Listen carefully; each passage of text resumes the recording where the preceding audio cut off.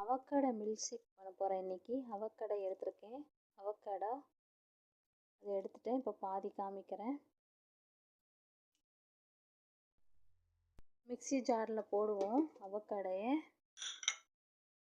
சீனி போடுவோம். மில்க் ஊற்றலாம். 1.5 கிளாஸ் மில்க் ஊற்றுறேன். அரைப்போம்.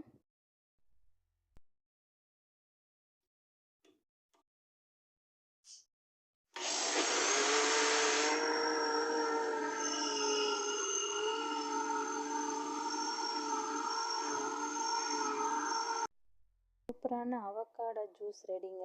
Milk shake.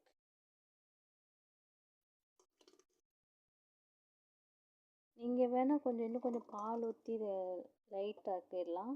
நான் பால் கெட்டியாக தான் வச்சுருக்கேன். இது சூப்பராக இருக்குங்க இதுமாரி.